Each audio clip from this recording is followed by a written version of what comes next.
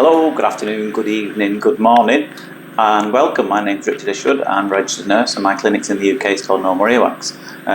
Welcome to this episode.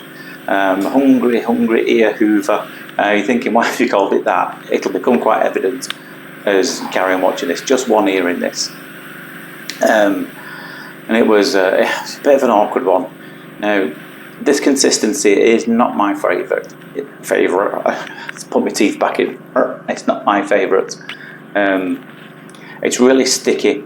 I'd rather it was a bit drier than this. It's had a fair amount of oil in this, which is fine. It can sometimes make it easy to get out, but when there's too much, it can just make it just a bit gloopy and a bit of a sticky mess.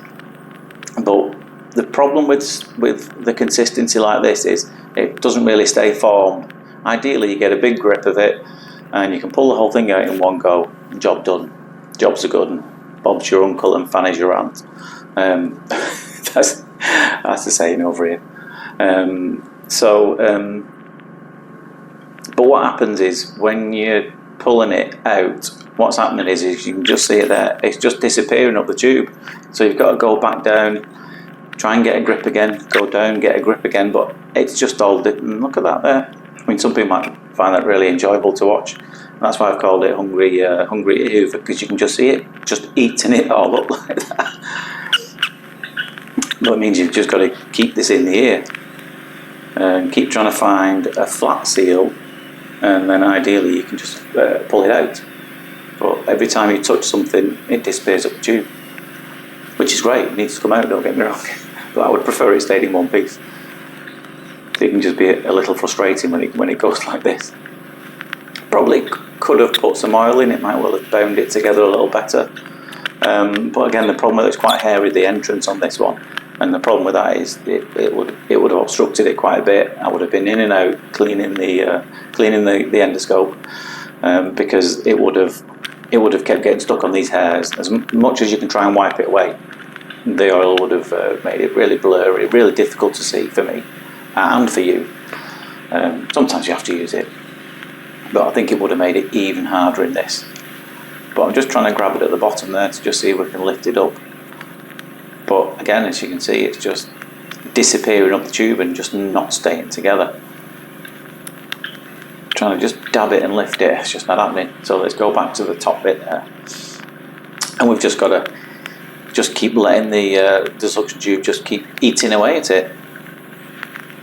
Which again, I know a lot of you find these type of ones particularly satisfying.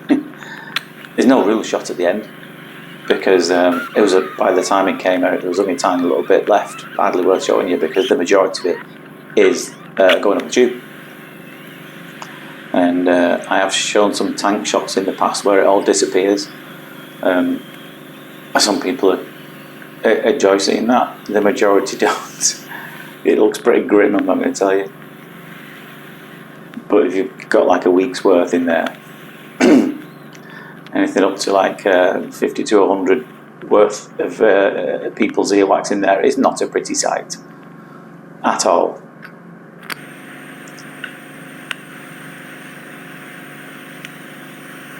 But we're definitely getting somewhere with this.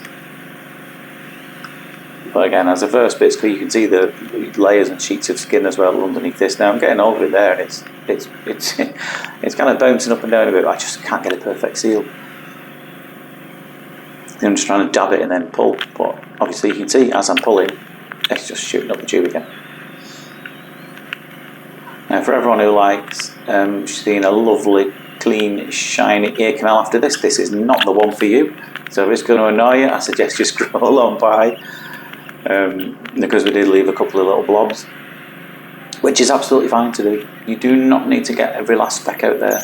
As I've said in many other videos, it's just not worth the risk. You do need a little bit of earwax in there because it's good for you. Helps to prevent infections. But every little aspect, not worth the risk at all.